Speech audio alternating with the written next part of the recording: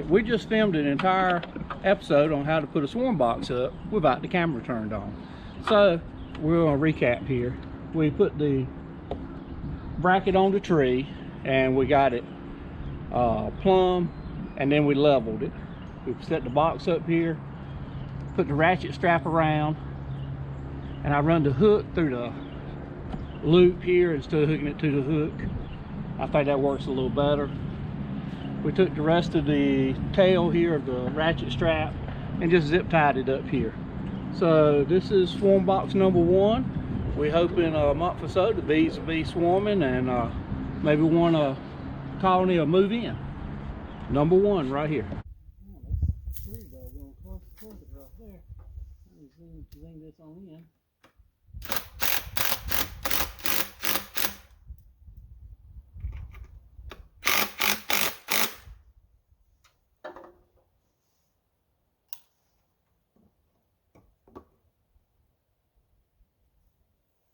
That's perfect. Perfect. Awesome. Awesome. Awesome.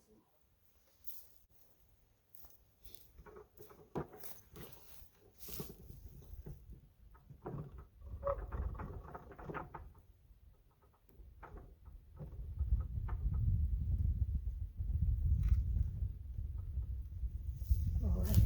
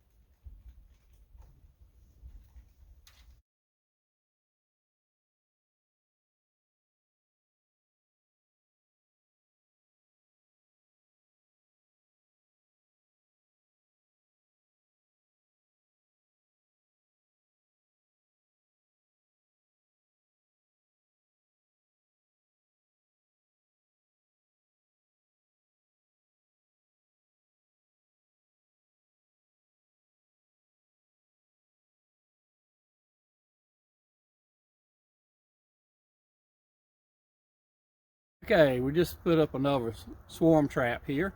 This is our friend Chris's farm. His brother lives down here. One of his guys is up and down the road all the time, so we figured this would be a good place to put one that people can keep an eye on for us in case we see any activity of bees moving in. Bees like to follow lines of trees and fences and stuff, so this is on the farm road, and it's also about 60 feet from the creek, so it'll be a good water source. So we hope this will turn out to be a good location for us.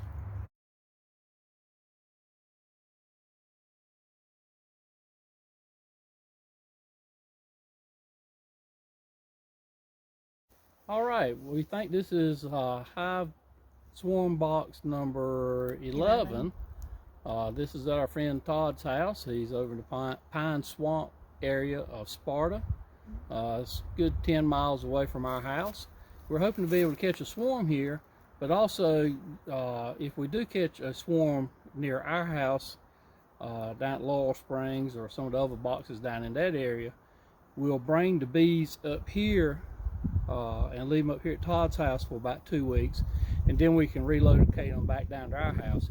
Anytime you catch a swarm and you need to move it very far, I mean 15 feet to a mile away, you need to take the bees somewhere else and let them reorient at that location, and then stay there a couple of weeks and then bring them back to the location you want to keep them.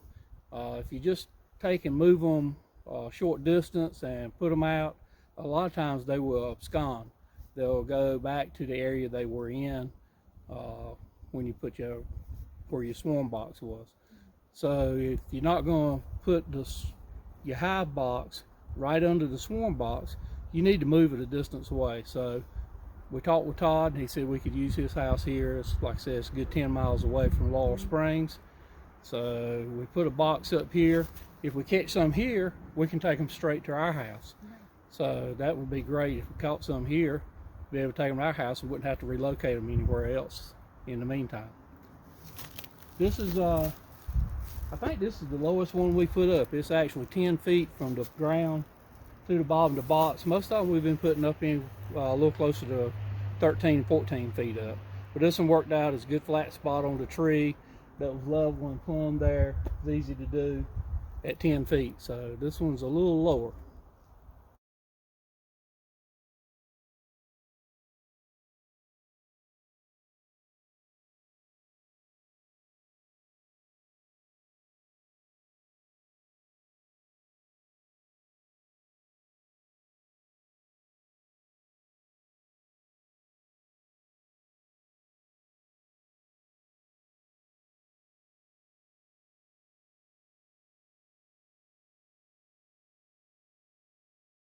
So we're back at John and Amy's house. They're our friends that have a bee tree in their front yard. We've already caught 2 swarms at their house in our swarm boxes.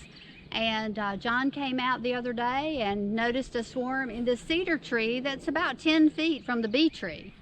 And we had left another swarm trap here. We had actually put it in a tree a little bit further away in case they swarmed again. But since we had left a box here, John said, you know, what if I get that box and just put it near the swarm? Do you think they'll go in?